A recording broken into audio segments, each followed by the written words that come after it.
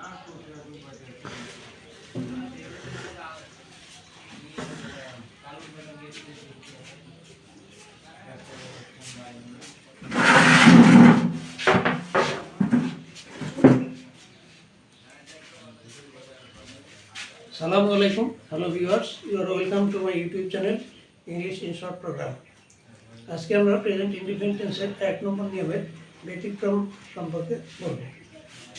Present indefinite টেন্সের 1 নম্বর নিয়ম হচ্ছে আমরা জানি সাবজেক্ট প্লাস ভার্বের বেস ফর্ম প্লাস এক্সটেনশন। ব্যতিক্রম হচ্ছে সাবজেক্ট যদি থার্ড পারসন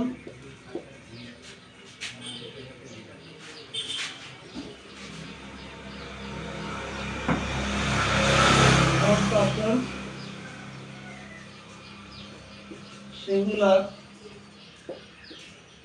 নাম্বার হয় তবে ভার্বের শেষে এস বা ইএস যোগ করতে হয়। আগের ভিডিওতে আমরা পার্সন সম্পর্কে বলছি, এখন নাম্বার সম্পর্কে এখানে আলাপ করবো। নাম্বার হচ্ছে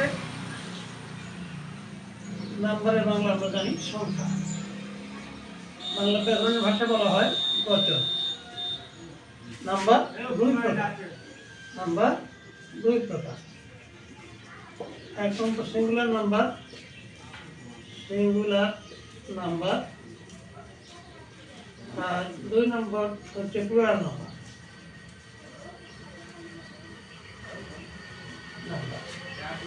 সিঙ্গুলার নাম্বারকে এক ব্যক্তি বা বস্তু বোঝায়।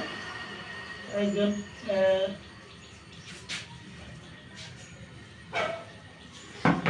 সিঙ্গুলার নাম্বার দিয়ে একটি ব্যক্তি বা বস্তুকে বোঝায়। প্লুরাল নাম্বার দিয়ে একের অধিক ব্যক্তি বা বস্তুকে বোঝায়। এখন আমরা এই থার্ড সিঙ্গুলার নাম্বার এই পার্সনগুলা সিঙ্গুলার হতে পারে, আবার প্লুরালও হতে পারে। সেই নিয়মটা লিখে দেখাবো।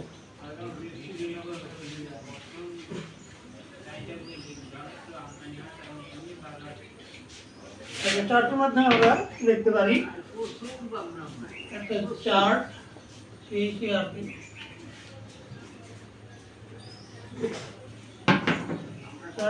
আমরা লিখতে পারি চার্ট। পার্সন আমরা এখানে লিখবো আগে পার্সন, তারপর আমরা লিখবো নাম্বার।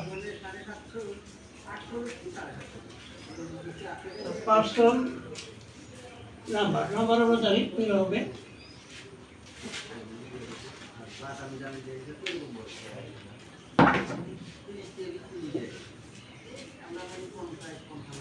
এক নম্বর সিঙ্গুলার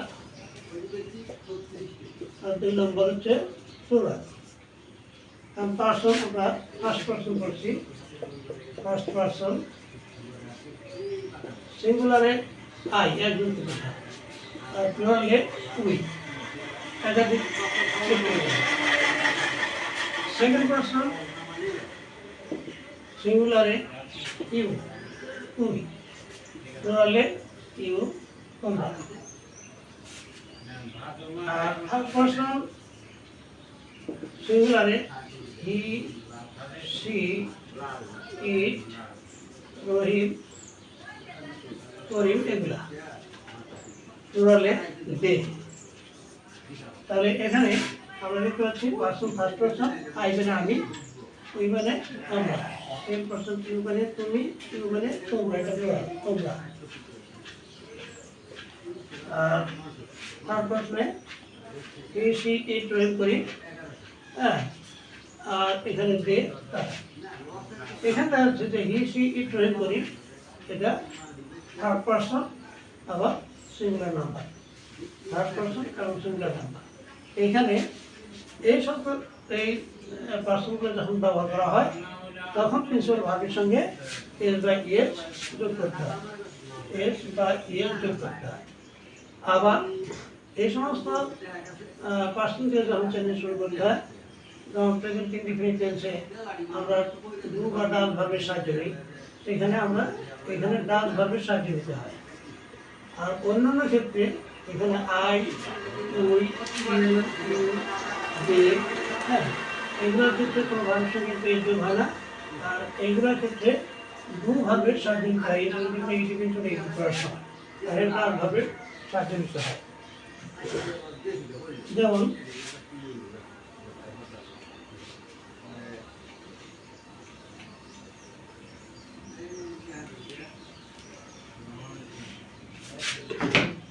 আমি স্কুলে যাই, আমি স্কুলে যাই, এখানে প্রেজেন্ট ইনডিফিনিট টেন্স ট্রান্সলেশন করলে হবে আই গো টু স্কুল। এটা যদি ইন্টারোগেটিভ করা হয়, আমি কি স্কুলে যাই, হ্যাঁ, তাহলে এখানে সাবজেক্টের আগে ডু লিখতে হবে, কারণ আইটা first person. Do I go to school, প্রশ্নের জন্য অবশ্যই দিতে হবে। আচ্ছা, এখানে ডু ব্যবহার করা হচ্ছে। যদি নেগেটিভ করা হয়, আমি স্কুলে যাই না, আমি স্কুলে যাই না, হ্যাঁ, তাহলে I do not go to school, do not go to school. যদি বলা হয় আমি স্কুলে যাই না, নেগেটিভ ইন্টারোগেটিভ, তাহলে লিখতে হবে আমি কি স্কুলে যাই না, হ্যাঁ, ডু আই নট, হ্যাঁ, অথবা এটা ডন্ট আইও লেখা যাবে সংক্ষেপে, don't I not go to school, হ্যাঁ, প্রশ্ন চিহ্ন দিতে হবে। আচ্ছা, আরেকটি উদাহরণ আমরা দিব থার্ড পারসনে।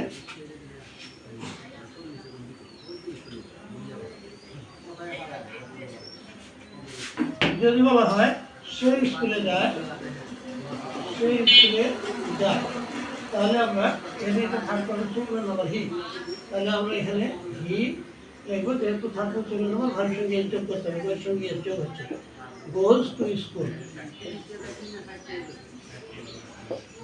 যদি এটাকে ইন্টারোগেটিভ করা হয়, সে কি স্কুলে যায়, তাহলে আমরা এখানে যে third person singular number does ভার্বের সাহায্যে নেব, ডাজ।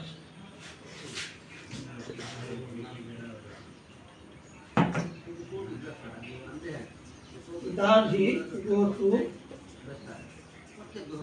school? হ্যাঁ, যদি নেগেটিভ করি আমরা যে সে স্কুলে যায় না, তাহলে আমরা লিখবো he does not go to school. যদি আমরা একটা নেগেটিভ ইন্টারোগেটিভ করি, নেগেটিভ ইন্টারোগেটিভ, সে স্কুলে যায় না, স্কুলে যায় না, তাহলে আমরা লিখবো সাবজেক্ট আগে লিখবো ডাজ, ডাজ হি নট, অথবা সংক্ষেপে আমরা লিখতে পারি doesn't he, doesn't he go to school.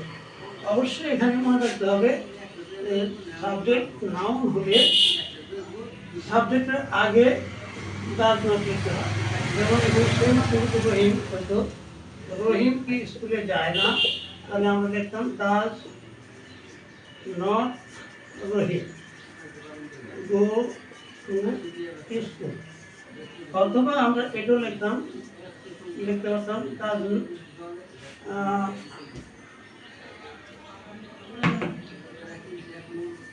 Doesn't Rahim go to school. দুটি ঠিক, নাউনের আগে যদি নট লিখতে হয়, নাউনের আগে নট বসাতে হবে। আর প্রোনাউন যেমন আগেরটাকে লিখছিলাম, প্রোনাউন যেমন আমি কি স্কুলে যাই না, হ্যাঁ, do I not go to school, আমি কি স্কুলে যাই না, আমি কি স্কুলে যাই না, হ্যাঁ, তাহলে লিখতে হবে do I not go to school. অথবা ডন টাই লেখা যাবে, ডন টাই। ডন টাই গো টু স্কুল। এখন মনে রাখতে হবে নাউনের আগে নট, হ্যাঁ, আর প্রোনাউনের পরে নট। রহিমের আগে নট, হ্যাঁ, আর প্রোনাউন আইয়ের পরে নট। হ্যাঁ, এখানে ডাজ, ডাজ হি নট, এটা রাইট, কিন্তু ডাজ নট হি লিখলে ভুল হবে। আবার এরকম প্রোনাউনের পরে নট আর নাউনের আগে নটকে করবে, অথবা সাবজেক্ট নাউন প্রোনাউন যাই হোক, সাবজেক্ট নাউন প্রোনাউন যাই হোক তার আগে এটা প্রোনাউন, তার আগে ডাজন, এটা নাউন, তার আগে ডাজন, এটা এইভাবে লেখা যাবে। সাবজেক্ট নাউন প্রোনাউন যাই হোক তার আগে ডাজন লিখে অনুবাদ করা যাবে। আজকে এ পর্যন্তই, আবার দেখা হবে নতুন ভিডিও নিয়ে। থ্যাংক ইউ, আল্লাহ হাফেজ।